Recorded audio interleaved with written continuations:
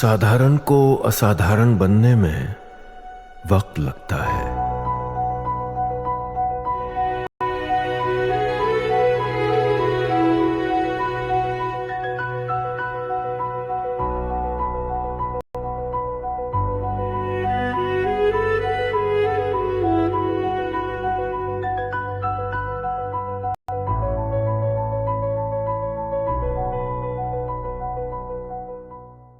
जब मन चाहे भारत बटन दबाए और पाकिस्तान में गुड नाइट हो सकती है। ये प्रूफ कर दिया। ये ब्रह्मोस को इंटरसेप्ट कर ही नहीं सकते। और पाकिस्तानी, मैं आप इनकी कॉन्शियसनेस में, इनके सोशल मीडिया पे, इनके मेन स्ट्रीम मीडिया में ब्रह्मोस जिसको कहते हैं, एक हवा जो वर्ड है ना, इट हैज बिकम अ हवा फॉर द पाकिस्तानी। की पता नहीं क्या चीज है ये समझ में नहीं आती। हमें पता तो लगता है कि कुछ ब्लिप है रडार में, लेकिन जब तक ब्लिप समझ में आता है तब तक यहाँ पे एक्सप्लोजन हो जाता है और हम कुछ भी रोक नहीं पाते। आज की तारीख में जो कह रहे हैं, आज की तारीख में जो आपने कोट करा कि पाकिस्तानी कह रहे हैं साहब कि हमारे पास कोई ऐसी चीज नहीं है। ओ HQ9 से HQ15, मैं कह रहा हूं तुम HQ25 ले लो, HQ50 ले लो। They will not be able to stop the BrahMos simply because the Chinese are giving them third rate equipment. तो ये क्या, जैसे दाने दाने पे खाने वाले का नाम लिखा होता है जी, तो मिसाइल पे भी क्या जहां जाके फूटेगी उसका नाम लिखा रहता है? पाकिस्तान का लिखा गया ब्रह्मोस पे, ब्रह्मोस पे दाने दाने पे खाने का नाम, हाँ, और ब्रह्मोस पे पाकिस्तान का नाम। और वहां पर ये अब हवा कहते हैं ना, एक बार अगर आप किसी को तगड़े से मार दो तो फिर उसकी हवा से भी डरने। अब अगर ब्रह्मोस का बा सुनाई देता है ना तो पाकिस्तान हिलने लगता है। अगली खबर देखिए, देश के एयर डिफेंस को लेकर एक बड़ा फैसला कि भारत अब खुद अपने अवैक्स बनाएगा। ये एक बहुत बड़ा पैराडाइम शिफ्ट है। अवैक्स एक बड़ा टेक्निकल मामला होता है और इतनी टेक्निक वाले पेचीदा मामले को अगर भारत खुद बनाने की दिशा में आगे बढ़ रहा है तो आप समझ सकते हैं कि अब देश कितना बदल रहा है। वायुसेना को 6 बड़े अवैक्स मिलेंगे, DRDO बनाएगा अवैक्स, और अवैक्स के लिए 20,000 करोड़ रुपए का प्रोजेक्ट। तो सर ये तो वो टेक्नोलॉजी होती है जिसके लिए समझा जाता था कि हाई एंड टेक्नोलॉजी, इसके लिए तो चलिए अगर निर्भरता है भी तो अभी देख लेंगे, कुछ सालों काम चला लेंगे, लेकिन अब भारत काम चलाने वाले मूड में नहीं। देखिए हमने नेत्रा बनाया था, हाँ। लेकिन नेत्रा में 240 डिग्रीज का हमको मिलता था जोन जहां हम देख सकते थे जी। ये हवा वाला रडार है। अच्छा। हिंद सरलीकरण जो आप करते हैं, हवा वाला रडार है जो सब कुछ देख सकता है, एयर सिचुएशन को बता सकता है और एयरबस 321 या उस टाइप के जहाज पर बनाया जाएगा। लेकिन खास बात यह है कि सेंटर फॉर एयरबोर्न सिस्टम्स जो है बेंगलोर में हम खुद बना रहे हैं। आज की हमारी चर्चा शायद इसी बात पर है कि हम क्या क्या खुद बना सकते हैं, क्योंकि deputy chief of army staff ने ये बोला था कि अगर आप खुद नहीं बनाएंगे तो यूक्रेन की तरह तरसते रहेंगे। ट्रम्प कभी टैरिफ लगाएंगे, कभी बॉम्ब देंगे, कभी नहीं देंगे। आपको स्वनिर्मित करना पड़ेगा। आपके पास अपने हथियार होने चाहिए जिससे आपकी सप्लाई चेन और आपके जो जब हर्ट होते हैं वॉर में, कोई जहाज होता है, मिसाइल होती है, तो उसको ठीक कर सकते हैं। तो ये वाला अवैक्स जो है ये बहुत इंपॉर्टेंट है। ये 360 डिग्रीज का है और अपने ही आइजा रेडार से बना है। जो एक्टिव इलेक्ट्रॉनिक स्कैन अरे रेडार है वो हमारा अपना होगा। उसकी जो चिप होगी MMIC वो भी हमारी अपनी होगी। ये बहुत बड़ी सफलता है।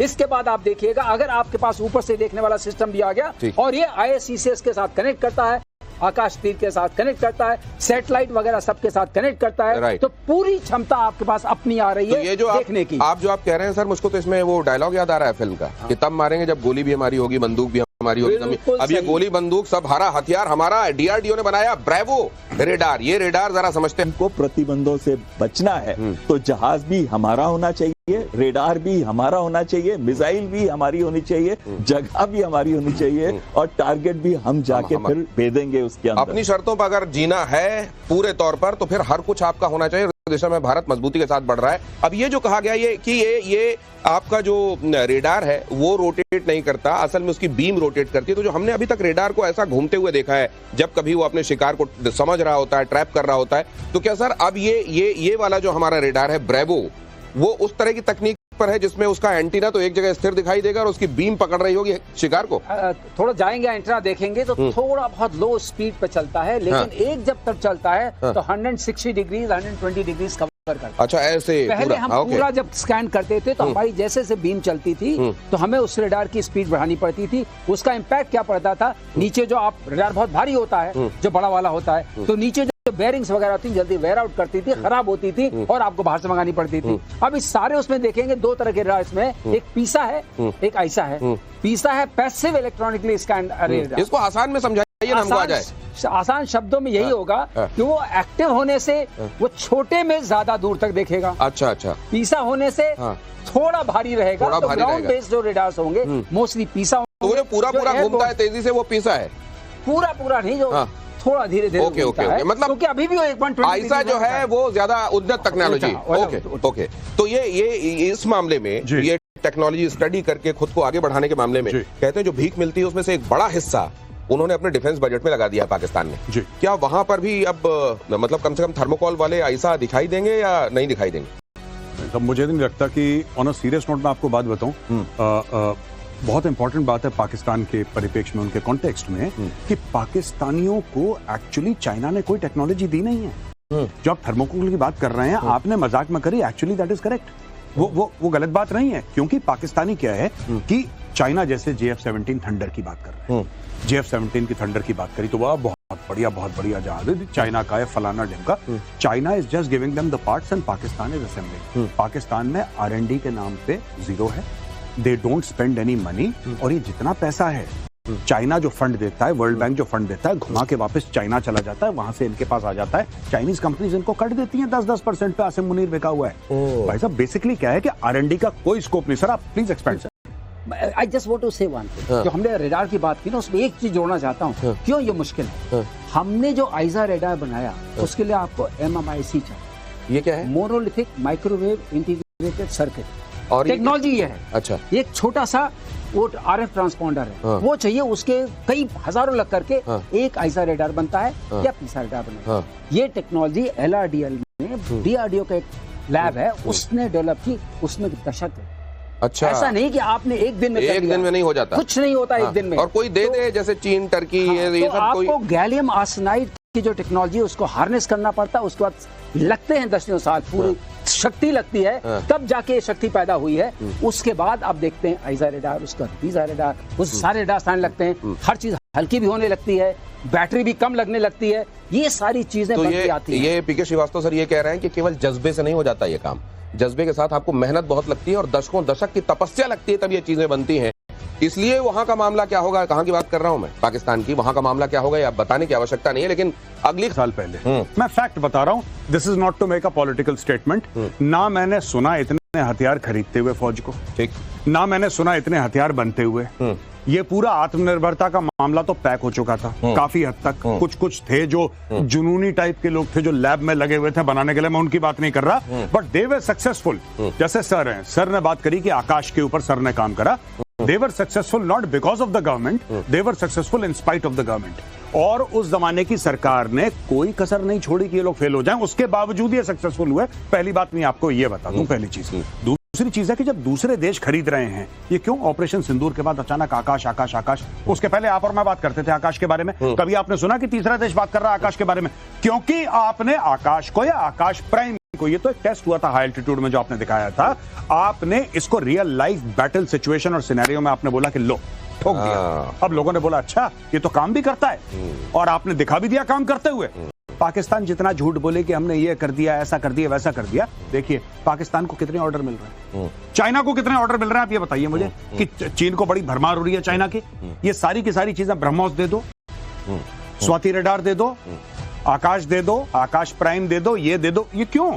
ऑपरेशन सिंदूर के बाद ये पूरा मामला पहले भी भारत निर्यात कर रहा था, ऐसी बात नहीं कि नहीं कर रहा था। ये ऑपरेशन सिंदूर के बाद this is taken of 90 degree. वहां कहते हैं पाकिस्तान में किसी ने पूछा कि क्या इस तरह की स्थिति में जब ये भीख मांग के खाने की नौबत है, क्या ये हथियार आप बना लेंगे? तो किसी ने कहा कि देखिए ऐसा है, बगदाद से लेकर अंडलूसिया तक हमारे जज्बे के चर्चे होते हैं। फाका मस्ती में भी हमने जिहाद जारी रखी है और आगे जारी रखेंगे। मौजूदा जो सिनेरियो है पूरी दुनिया का, उसमें इस तरह का जज्बा, क्या इससे आप जीतते हैं? देखिए कोई जज्बा नहीं है, पाकिस्तानियों का झूठ है, छलावा, एक फ्रॉड है, ये 2 नंबर के काम करते हैं। ये कहते हैं जज्बा कुछ नहीं। देखिए आजकल वो लड़ाई नहीं रही कि घोड़े के ऊपर बैठ के अब तलवार से जा रहे हैं और कह रहे हैं कि ठीक है हम गजवाए हिंद करेंगे, एक बटन दबाएंगे वहां पे सीधा पाकिस्तान के अंदर हर हर महादेव। देखिए ये फैक्ट है। आज की तारीख में क्यों पाकिस्तान कह रहा है कि ब्रह्मोस समझ में नहीं आ रहा? कहां गया तुम्हारा जज्बा? 5 ब्रह्मोस फायर करे, जज्बे से पकड़ लो, जेब में डाल लो अपने, इतना बड़ा जज्बा है तुम्हारे पास, तो तुम्हें क्यों चाहिए एयर डिफेंस? तुम जज्बे से पकड़ के डाल लो ना अपने पास, तुम्हारे जज्बे वाली कौम हो, डाल लो जेब में अपने। नहीं, उसके लिए इनको एयर डिफेंस चाहिए और लोगों को जाहिल रख रखा है कि नहीं तुम जज्बे की बात करो। अच्छा, और मजे की बात यह है कि इतने सारे हथियार जहां से भी इनको मिले हों, किसी का नाम जज्बा ही रख लेते हैं। जज्बे की बातें होती हैं और जज्बा केवल जबान तक होता है। भारत की रक्षा क्षेत्र में एक बड़ी कामयाबी, भारत में पहली बार बना फोटोनिक रेडार्स नहीं है, ये लाइट बीम का इस्तेमाल करते हुए रेडार्स हैं, तभी ये हाईली एक्यूरेट भी होते हैं और इनको ये स्टेल्थ जो एयरक्राफ्ट होते हैं उनको भी पकड़ सकते हैं, छोटे छोटे जहाजों को, छोटे छोटे ड्रोन्स को भी पकड़ सकते हैं। तो कहीं ना कहीं एक बहुत बड़ी जंप है भारत की टेक्नोलॉजी के अंदर जब हम इस बात पे पहुंचे। तो आपकी बात बिल्कुल सही है, हम ना केवल इसके लिए अब अस्त्रा की भी बात इसके साथ ही जोड़ दूं एक लाइन में, जो बड़ी अच्छी बात बता रहे थे, गैलियम आर्सेनाइड पहले से यूज होता था रेडार्स के अंदर भी या सीकर्स के अंदर भी, अब गैलियम नाइट्राइड यूज कर रहे हैं। अच्छा, जो उससे भी पावरफुल है, उससे भी दूर तक रेंज रखता है और कहीं ना कहीं ये एक बहुत बड़ी जंप है भारत के अंदर। अच्छा। रेडार्स के ऊपर, सीकर्स के ऊपर और साथ साथ में जो वेपन टेक्नोलॉजीज हम इस्तेमाल कर रहे हैं अपनी long range beyond visual range missiles के ऊपर। तो ये इस तरीके से इतनी तेजी के साथ बदल रहा है भारत का पैराडाइम इस मामले में। और तेजस से जुड़ी बड़ी खबर देखिए, तेजस MK-1A के लिए दूसरा इंजन तैयार। जो होता है वो रेडार को की किरणों को पकड़ ले, तो रेडार की निगाहों में ना आए ऐसा जहाज जो है उसको डिस्पर्स नहीं होता। तो रेडार अब्सॉर्बिंग मटेरियल कौन सा होता है, वो सारे के सारे एक्स रेंज वाले होते हैं। एक पर्टिकुलर रेंज है, उसी में काम करते हैं। बाकी जो वेरी लो फ्रीक्वेंसी होगी वो फिर देख लेगी। लेकिन वेरी लो फ्रीक्वेंसी की प्रॉब्लम ये होती है कि रेजोल्यूशन अच्छा नहीं होता है। लेकिन जब फोटोनिक रेडार आएगा तो उसमें spectrum of frequencies are very high, वो अब्सॉर्ब नहीं होते, तो रिफ्लेक्शन होगा, रेडार पकड़ेगा। और एक और चीज आ रही है फोटोनिक रेडार के साथ साथ, जो फोटोनिक कंप्यूटर्स आ रहे हैं, कंप्यूटिंग जिसको बोल रहे हैं, क्वांटम कंप्यूटिंग के अलावा ये भी एक कंप्यूटिंग है, which will be real time and very high speed, very very high speed. तो अगर आप इन दोनों को मर्ज कर दीजिए तो स्टेल्थ कहाँ रहा। इसलिए मैं हमेशा से कभी से स्टेल्थ का मैं वो नहीं रहा, कहते हैं ना, बहुत बड़ा एडवोकेट नहीं रहा। लेकिन अब ये भारत बात आपने जो इसकी बात की है तेजस वाली, तेजस में पॉइंट आई थिंक नहीं, मैं ये जानना चाहता हूं कि भारत जिस तरीके से फाइटर जेट्स के मामले में आत्मनिर्भरता की तरफ बढ़ रहा है, क्या उसका डिपेंडेंस वाकई खत्म होता जाएगा? उसके अपने स्क्वाड्रन पूरे होते चले जाएंगे, जितनी आवश्यकता कही जा रही है अपने अब खुद ही बना के उसको पूरा कर लेगा, या आखिरकार विदेश से भी खरीदने पड़ेंगे? मेजर गौरव, देखिए मैं आपको दो बातें बताता हूं, ये इतनी हैप्पी न्यूज नहीं है जितना लोग बोल रहे हैं। ठीक है, हम कुछ भी बोल रहे हैं कि 2 इंजन आ गए, 4 इंजन आ गए, जब अमेरिका बहादुर का मन आएगा आपको 2 इंजन दे देगा। आप ये कह रहे हैं कि मुझे 200 इंजन चाहिए, लो पैसे। अमेरिका कहता नहीं, हमारी सप्लाई चेन में प्रॉब्लम है, हम नहीं देते। अभी तो ये 404 की बात चल रही है जिसमें हम लोग इतना खुश हो रहे हैं, अभी 414 की बात चलेगी इसके बाद मार्क 2 के लिए तेजस की। और जब तक ये इंजन की टेक्नोलॉजी आप अपने पास खुद की नहीं होगी पूरी 100%, आप ऐसे ही अमेरिका के पीछे जाते रहेंगे कि साहब आज 1 आ गया, 2, ये कौन सी चीज है ये, व्हाट इज दिस कि आपने 2 दे दिए, 3 दे दिए, 1 दे दिया। अमेरिका की जो प्रॉब्लम है that is not our concern. ठीक है, आज की तारीख में अगर आप देखें air chief marshal AP Singh sir का जो बयान है, ठीक है, and for I am just saying on record, मैं लाइव शो में ये कह रहा हूं, thank God we have a chief who can speak his mind.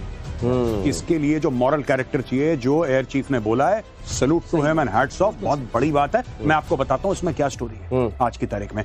आपके पास जो तेजस एयरक्राफ्ट है, all said and done, I am not here to criticise hell, fact of the matter is without engine your aircraft can not fly. ठीक है, और 40 साल में hello ने 40 एयरक्राफ्ट नहीं दिए, ये एयर चीफ का बयान है, मेरा बयान नहीं है। ठीक है, इसमें मैं एक चीज ऐड करना चाहता हूँ, 59% हमारी इंडिजनाइजेशन होगी एयरक्राफ्ट की बिना इंजन।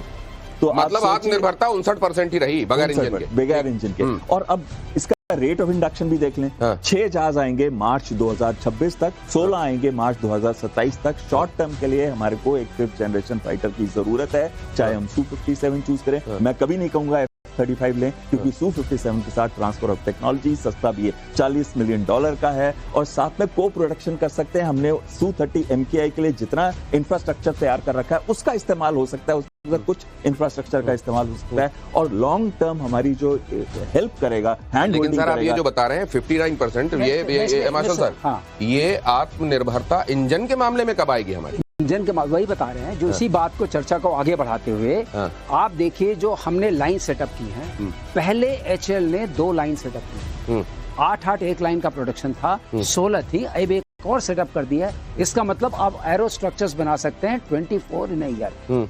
लेकिन 2 इंजन मिलने से क्या होता है, 2 जहाज बनेंगे, 2 जहाज से कहाँ क्या होगा, और पूरे एंड तक आप जब इस जा रहे हैं तो आपको 6 इंजन मिल रहा है। इससे क्या रेट ऑफ प्रोडक्शन क्या है? अच्छा। और जो एयरफोर्स ने डिक्टेट किया है रेट ऑफ प्रोडक्शन, जो मांगा है, जो कहा है, जो बहुत सालों से आ रहा है, जो आप विंग्स की बात कर रहे हैं, जब मैं LNT में था मेरे उसमें ये विंग बनता था, ओके, फैसिलिटी में। तो ये विंग तो हमने बना के रखे हुए, तो कोई लेने वाला नहीं था क्योंकि इंजन नहीं आ रहे थे। इंजन चाहिए और तो इंजन तेज बहुत रफ्तार बड़ी से चीज़ है। चाहिए। इंजन बहुत 24 इंजन चाहिए आपको हर साल। हर साल 24 इंजन। तो फिर कब जाकर दिक्कत ग्रेड क्या है? आएगी? पहले ये खबर देख लीजिए, उस पर उसके बाद आते हैं कि दिक्कत कहाँ है। रूस में कावेरी इंजन का परीक्षण जारी है। 25 घंटे की उड़ान का परीक्षण बाकी है। एडवांस्ड मीडियम कॉम्बैट एयरक्राफ्ट में हो सकता है कावेरी इंजन का यूज। स्टेल्थ UCAV के लिए इसमें ये भी बोला कि can it fly from an aircraft carrier. अरे भाई, you can't fly from the ground also with Kaveri. लेकिन कावेरी इंजन में फिर से जान फूकी गई और फिर कावेरी से बोला गया कि घातक जो ड्रोन है हम उसमें इस्तेमाल करेंगे, हमें नहीं इस्तेमाल करना तेजस में। कोई बात नहीं, आगे चल के ठीक हो जाएगा, हम कर लेंगे। अभी फिलहाल जितना थ्रस्ट मिल रहा है that is good enough for घातक ड्रोन। अच्छा। और घातक ड्रोन के साथ इस्तेमाल होके इट विल फ्लाई द घातक। अच्छा, और दोनों ADE जो है जहाँ घातक बनता है, एरोनॉटिकल डिफेंस एस्टैब्लिशमेंट, वो बैंगलोर में है। तो इस समय कावेरी वाला भी बैंगलोर में सर है। ये कावेरी और सैफरन भारत में इन दिनों इसकी चर्चा बहुत। चर्चा है। ये चर्चा आज से नहीं है, कई सालों से चल रही है। इस चर्चा में हम भी शामिल हुए थे। बात सिर्फ इतनी है कि किसके साथ हम गठजोड़ करें कि कावेरी जो हमारा प्रोजेक्ट है वो हमें 110 to 115 किलो न्यूटन का थ्रस्ट का इंजन दे सके उस वेट में। तो जो हम इसको हमने टारगेट किया था कावेरी को 98 टन। दिक्कत कहाँ आ रही है? किलो न्यूटन के नंबर ऑफ इंजन के प्रोडक्शन में और वो थ्रस्ट जनरेट अभी हमने वो मटेरियल साइंस या वो टेक्नोलॉजी, वो हाई टेम्परेचर पर जो होता है, वो एक क्रिस्टल ब्लेड चाहिए।